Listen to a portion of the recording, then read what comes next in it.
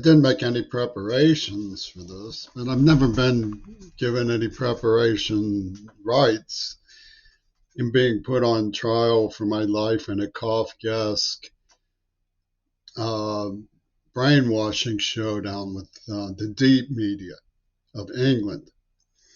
In what Lewis Lapham suspiciously intoned in a prefabricated argument about what had become of my senses.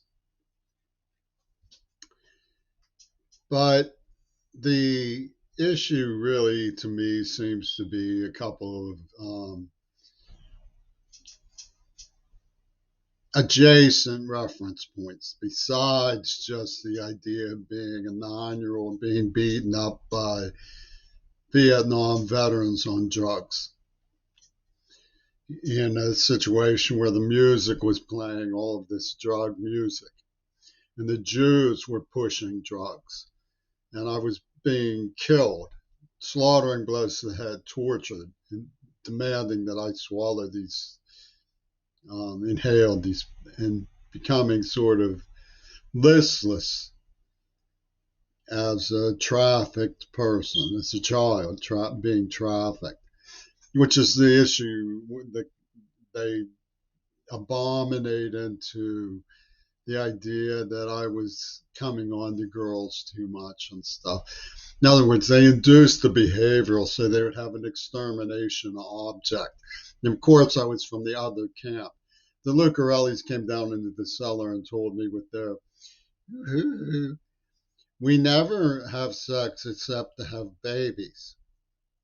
Well, that wasn't where Mick Ronson was coming from when he grabbed a 14-year-old girl's head and pulled it to his crotch. And I was 12 or 13 years old hearing and seeing all this stuff. And they were making a sport out of it, which they call pussy ball, based on conquest of virgins. Who is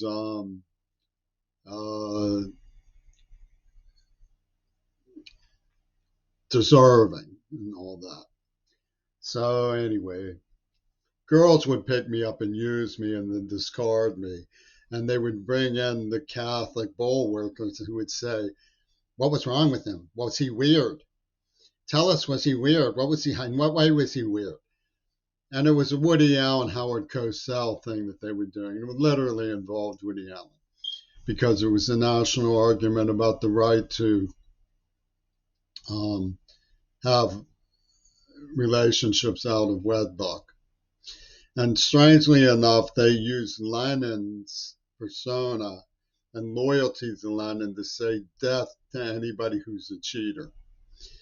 And the women fell in line with this, mocked me and all of this stuff. So the question is, did they have the right to issue homework from a panel of postgraduate brilliant minds and use a neurotoxin to knock me out and then say I had an obligation to answer this homework?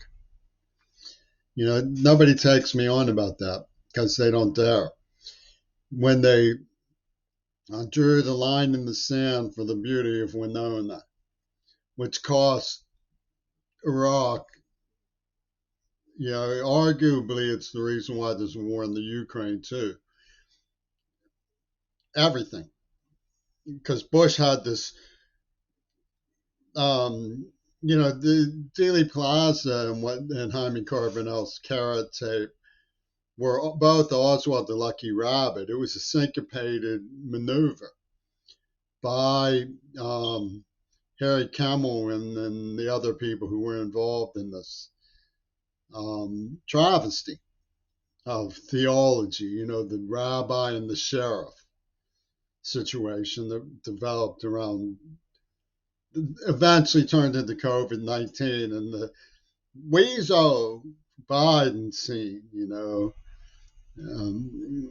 I mean, there's a parallel between the symbolism of his sniffing a little girl's hair and the things that followed. So they're playing out some sort of bizarre zeitgeist And it's predicated on the idea that they had the right to issue postdoctoral homework to a battered deaf child. And they put on the cover of one of the publications this girl standing there in the nude in front of all of these inquisitors. You know, and this is the psychopathy of this rat pack.